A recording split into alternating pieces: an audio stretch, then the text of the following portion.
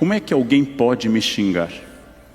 Desde a infância eu penso nisso. Vou usar um palavrão para fins didáticos, peço desculpas ao público, mas é para fins didáticos e pedagógicos. Desde a infância um colega de escola, você é um filho da puta, perdão pelo palavrão. E eu pensava, duas hipóteses, ou minha mãe é uma ou não é. Observando minha mãe, tudo levava a dizer que não. Até porque o jeito dela nas fotos não era de felicidade. Acho que minha mãe era fiel, e foi fiel a vida inteira. Tinha um rosto fechado, azedo, então acho que minha mãe não exercia esta função profissional. Logo, em não sendo, ao me chamar daquilo, ele não pode me ofender. Mas e se minha mãe fosse? Ele também não estaria me ofendendo. Você é um filho da, eu diria, obviamente, não sei como você descobriu, mas é verdade, né? Mamãe gives a lot, e eu estou aqui, e pronto, né? Bem, alguém chega e grita no trânsito, a primeira opção é a honra da mãe, a segunda é a minha opção sexual. Essa é a segunda opção de xingamento no trânsito. Alguém me grita no trânsito, ô seu viado. Em primeiro lugar, não é uma ofensa, já que a opção sexual nunca é ofensa para alguém. Eu posso ser ou não ser. Se eu sou, não é um xingamento. Ou seu viado, você sabe, já estivemos juntos, né? Houve alguma coisa? Sabe disso. Ou ele diz, você é viado, e eu digo, não, casualmente não, se fosse não seria um problema. Ou seja, como é que alguém pode me ofender? Apenas no momento que a ofensa e a falta de ética fizerem eco em mim, e eu concordar com aquela crítica. E alguém me gritar, por quê? Por que você está dizendo isso? É meu jeito? É a minha voz? É isso? Ou seja, eu acabei de revelar que eu não me conheço. Ou estou enfatizando uma área errada de lazer. Ou seja, ele acabou de trazer à tona um problema meu. E aí eu me ofendo. Se eu me conhecesse, ninguém me ofenderia. Como diz o imperador Marco Aurélio no seu livro, que faz umas reflexões, o imperador que morreu em 180, no capítulo 2, no seu livro das meditações, Marco Aurélio nos diz, eu vou sair de casa e vou encontrar um homem violento, vou encontrar um homem imbecil, e vou encontrar um homem agressivo, e eu vou ser superior a eles. Porque quando eu encontro alguém agressivo, essa pessoa me convida, venha para a minha agressividade. Eu posso dizer sim ou não. Se eu disser sim, a minha paz pertence a ele. Se eu disser não, a minha paz me pertence. A maior parte das pessoas oferece a paz para os outros, não? Isso é o que diz Marco Aurélio, não eu, né? As palmas são para o imperador Marco Aurélio. Bem, quando alguém me tira do sério, eu estou dizendo, a minha paz está na sua mão, você me tira na hora que você desejar. Segunda questão, há casos extremos de agressivos, há casos de patologia. Tem gente, especialmente psicopatas, que não sentem a dor do outro. Esses casos são excepcionais, e esses casos merecem tratamento clínico e até internação. A maior parte da agressividade do mundo não é feita por esquizofrênicos ou psicopatas. A esquizofrenia, psicopatia e todos os problemas do mundo é feito por gente sem nenhum problema mental grave.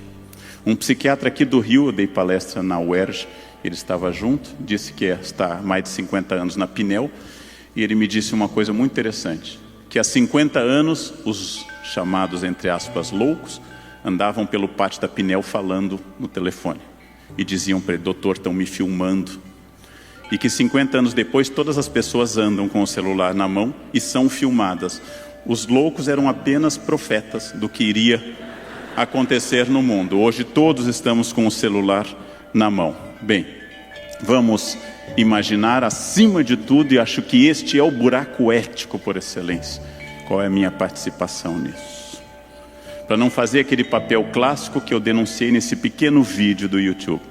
Ou seja, eu parado em fila dupla, esperando meu filho na escola de inglês, reclamando ao celular da corrupção do governo. Ou seja, qual é o meu papel nessa história? Qual é o meu eu? Qual o papel que me cabe nessa história? Com tudo isso, gente, eu serei capaz de poder dizer que eu posso conversar com os outros, eu posso escutar aos outros, eu posso interagir e posso sair desse autismo que marca o mundo líquido contemporâneo. Exemplo? Façam o teste ao sair daqui, teste que funciona sempre. Digam à pessoa que os espera, digam à sua família, liguem e digam, eu estou cansado. E 100% daqui, todos ouvirão o quê? Eu também. Veja, não me ouviu. Aí eu digo, eu acordei às 6, eu vou ouvir, eu acordei às 5. Eu tenho uma dor de cabeça, eu tenho um tumor. É uma concorrência permanente. Ninguém ouve ninguém. Eu vou dar um exemplo bobo de astrologia. Acho a astrologia super simpática, não machuca ninguém, não serve para nada e dá emprego. Então acho uma astrologia, homeopatia, eu chamo de macumba de branco. Mas vamos para aí. Eu chego e digo a vocês, eu, Leandro, sou de Aquário. E cada um de vocês tem vontade de me dizer o quê? Ninguém escuta meu signo. E veja, não estamos casados, tem uma certa obrigação de escutar. Então eu, Leandro, também tenho um ascendente em Aquário. A pessoa diz, o meu é Libra, é Peixes. Ninguém pergunta, Aquário é signo diário, e dá sequência àquele encadeamento de bobagens que essa conversa começa. Curiosíssimo, ninguém escuta, ninguém ouve, ninguém me diz, você está cansado por quê? O que houve em especial hoje que marcou este seu cansaço? O que eu posso fazer para impedir que o cansaço aumente? Ninguém faz isso. Ninguém faz isso. Todo mundo só coloca o seu eu. Ninguém ouve ninguém. E o primeiro desafio da ética, gente, é ouvir. Ouvir na empresa, ouvir na família, ouvir. Posso dar opinião? Posso. Não deveria dar sempre. Como diz, e eu falei na entrevista há pouco aqui, como diz um grande autor irlandês, quando eu estou em silêncio, as pessoas têm dúvida se eu sou genial ou idiota. Quando eu abro a boca, toda dúvida se dissipa. Então, just in case, não preciso dar opinião sobre tudo, porque eu estou ficando assustado com isso. Estou ficando assustado. Há pouco, eu disse numa palestra sobre violência, que morreram em Auschwitz 1,1 milhão de judeus. E um aluno disse, não concordo. Eu disse, como assim não concordo? Você tem um outro dado, acessa um outro número? Não, eu só acho que não. Bom, realmente, opinião é como o derrière. Você dá se quiser, mas não precisa. Não precisa dar sempre. E não a toda ocasião. Importa um certo cuidado antes de dar. É o meu conselho. Quando forem dar, um certo cuidado. Vejam se a pessoa quer, por exemplo, em primeiro lugar, a sua opinião. Existe redenção? Existe um lugar paradisíaco onde todos os seres humanos serão perfeitos? Onde a família será maravilhosa? Onde não haverá cunhados? Onde o governo seja perfeito, onde o Natal seja interessante e animado. Existe um lugar que o Hotel Fazenda seja interessante? Existe este lugar? Eu não acredito.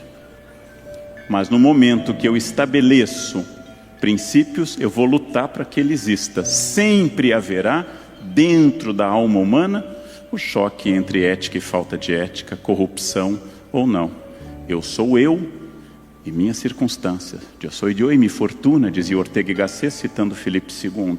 Eu sou eu e minha fortuna. Há momentos que eu sou capaz de coisas terríveis. Sempre estará dentro de mim o erro. Sempre. Porque nós temos que entender a frase que eu uso num livro recente, que errar é humano. Não como justificativa, mas porque ser humano é errar. E a ética vai me ensinar a pedir desculpas pelo meu erro, tentar me emendar, tentar fazer diferente. Sempre essa luta permanente. E onde houver seres humanos, haverá erros. A taxa mais alta de suicídio do mundo pertence a países como Suécia e Japão, onde não há problemas sociais, não há problemas jurídicos, não há conflitos étnicos, e as pessoas se matam. Sempre haverá problemas, mas cabe a nós exatamente a dúvida para poder fazer isso. Quando Leonardo da Vinci quis conter o homem simbólico, no chamado homem vitruviano, dentro de duas figuras perfeitas, o quadrado e o círculo, Leonardo da Vinci tinha a sabedoria de um homem genial, que este homem existia ali, no código dele, no Códex de Da Vinci. Não existe fora dali. O homem perfeitamente contido não existe. A sociedade perfeitamente enquadrada não existe, mas ela é um modelo para que a gente possa atingir. E esta sobrevivência é uma sobrevivência não só de mim e da felicidade que eu almejo, mas é a possibilidade da sobrevivência de toda a sociedade, de todo o nosso esforço social, porque não é possível existir Brasil, não é possível existir Argentina, Uruguai, Chile, Paraguai, América, mundo. Não é possível nada disso se não houver uma base ética. A vida humana é inviável se não houver uma base ética. Em todo caso, há um procedimento do pensamento, em geral, conservador, de tentar transformar em técnicas as decisões que são humanas. Não existe decisão técnica, só existem decisões humanas, porque são feitas por humanos e para humanos. Quando eu tento desumanizar uma decisão, abstraindo o argumento para uma planilha Excel ou para um gráfico de pizza, eu estou tentando tirar a minha responsabilidade daquele episódio. É claro que eu preciso de decisões racionais, e as decisões racionais são decisões-chave para a sobrevivência de qualquer instituição. Porém, é preciso lembrar que o objetivo da existência de uma empresa não é necessariamente ou exclusivamente apenas o lucro máximo a qualquer custo, e dizer o óbvio, que dentro de um sistema mesmo capitalista como o nosso, a ideia de que seja um espaço de integração, um espaço de realização, um espaço de humanização, ele é total. O Wallace começou falando dos vários problemas muito imperativos, como por exemplo, migrações, desterritorializações, etc. Eu tocaria num muito derivado destes e muito específico nosso, talvez pelo momento que eu vivo trabalhando e estudando isso. Os homens do futuro talvez entendam que nós tenhamos gente que gastasse milhões num automóvel e outros que não comessem todos os dias. Os homens do futuro talvez entendam como cegueira que nós sejamos capazes de envenenar coisas como a nossa bela Baía da Guanabara, por interesses imediatos. Eu acho que o que nunca vão entender, se houver homens no futuro, nunca vão compreender é o racismo. Racismo é a coisa mais incompreensível, idiota e irracional que a humanidade já criou. É impossível dizer para um ET como é que eu posso considerar que alguém é inferior pela presença ou não de melanina. Porque o ET vai perguntar, você sai mosca, que essa melanina causa problemas. Eu disse, não, protege mais de câncer de pele. Ah, ele não vai entender. Porque é incompreensível. É uma imbecilidade estrutural congênita e incompreensível. Então, pensando nos grandes problemas do presente e do passado, eu acho que tomar decisões que a gente alegue que sejam decisões técnicas tem que levar em conta o fato de que toda empresa é um empreendimento humano, feita por humanos e para humanos. Eu sei que se eu abrir a minha empresa para todo desabrigado de rua e ela parar de produzir o que ela produz, eu a levo à falência. E em breve eu também serei um desabrigado de rua. Mas entre este gesto heróico e o gesto cotidiano e pequeno, é a seguinte ideia aristotélica a qual eu volto, que está no livro que eu adoro, da Ética Nicômaco. Depois a Ética de Spinoza, que eu não citei, que daria outra palestra. Ética produz felicidade. Então ela deveria ser um impulso muito forte entre nós. Ética produz alegria. Ética produz comunicação. Ética produz uma sociedade que pode se comunicar. Eu me sinto mais feliz saindo à rua numa sociedade como a japonesa, onde eu não serei assaltado, do que saindo à rua na minha cidade de São Paulo, onde eu tenho que tomar providências enormes, desde tirar relógio, botar uma cópia da carteira de identidade, botar o dinheiro na meia, outro um pouquinho aqui, o outro direto para o ladrão, que ele não reclame nem me espanque. Eu tenho que tomar tantas providências que me tornam mais infeliz. Eu sobrevivo, mas sobrevivo dentro de um sistema não ético. Então, ética produz felicidade. E felicidade é um princípio e um produto derivado do comportamento ético. Logo, as decisões deveriam ser também éticas, porque uma empresa feliz produz mais, dura mais e vive melhor do que uma empresa não ética. Se entendemos o que eu disse no início, que moral tem a ver com pensamento religioso, é óbvio que não é função de uma organização laica ser farol de moral ou de ética. O problema, acho que ocorre em particular nos países da América Latina, onde a ausência e o fracasso do Estado faz com que se cobrem das empresas ações que seriam típicas do Estado.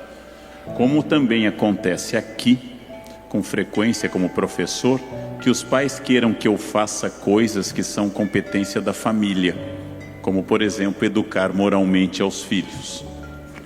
Porém, o fato de que o Estado se omite, ou até as famílias possam se omitir, faz com que eu, dentro de uma empresa, naturalmente possa e deva fazer dentro do meu alcance questões para lembrar que, mais uma vez, agregar valor ético ao branding da empresa, agregar valor ético à marca, é um valor que garante mercado. E é um valor que garante mercado com um bom nome, e é um valor que garante mercado como valor também social e econômico. Então, empresas, como todas as instituições humanas, deveriam ser morais, mas elas não são exatamente, ou elas não têm por obrigação a ser o farol da moralidade. Mas, voltando a Gandhi, eu devo ser a transformação que eu pretendo. Então, o primeiro espaço que eu posso ser é a minha empresa, é a escola, é a fábrica, é o escritório, é o primeiro espaço para o qual eu pertenço. Depois desse espaço, outros espaços eu posso fazer e posso me adaptar. Mas sim, não são na sua origem morais ou éticas, mas são no seu efeito morais e éticas, né? E de novo, ou é isso, ou é a barbárie. Ou nós teremos empresas, escolas e Estado ético, ou viveremos a barbárie absoluta de uma sociedade que se fragmenta e se desmancha, porque todos têm razão e na verdade ninguém tem. Então essa subjetividade tem que ser barrada pela ética. Quem pode me ofender? Só um tipo de pessoa, aquela que diz uma coisa com a qual eu concordo. Então quem está se ofendendo sou eu. Quem está se ofendendo sou eu, se eu concordar. Eu vou voltar aos budistas, mas eu aprendi o ano passado no Butão com um monge, uma frase muito boa. Eu fui ao Butão com um grupo e o monge disse: a ofensa é uma brasa que você atira na pessoa para queimá-la. A ofensa é um fogo na mão que você quer queimar a pessoa o máximo possível. E talvez você consiga, mas em 100% dos casos você queima a sua mão. A ofensa talvez atinja, mas em 100% dos casos ela queima a sua mão. É você o primeiro a embarcar nessa energia da ofensa. Então eu tenho que decidir quem pode me ofender. Se alguém passa na rua e grita careca, o que eu vou dizer? Que bom você ver tanta gente que é cega no mundo, né?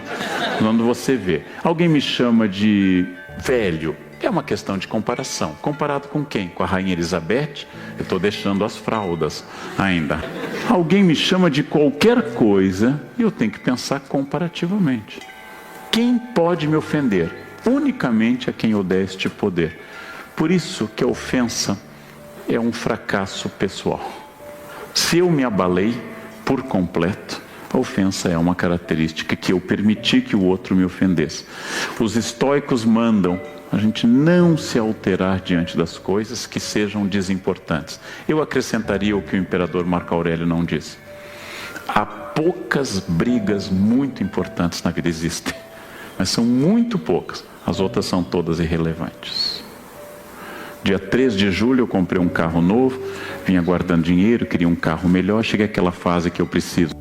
Carro, tatuagem, essas coisas que a gente precisa depois dos 50. Então comprei um carro, tatuagem não tive coragem, mas comprei um carro melhor. Dia 3 de julho, dia 5, um táxi bateu no meu carro com força. O carro ainda estava com cheiro de novo. O táxi bateu e fugiu. Eu poderia ter ido atrás. Seria Velozes e Furiosos 35 pelas outras. Eu fiquei muito sentido. Doeu. Doeu em mim, mais do que no carro. Doeu em mim.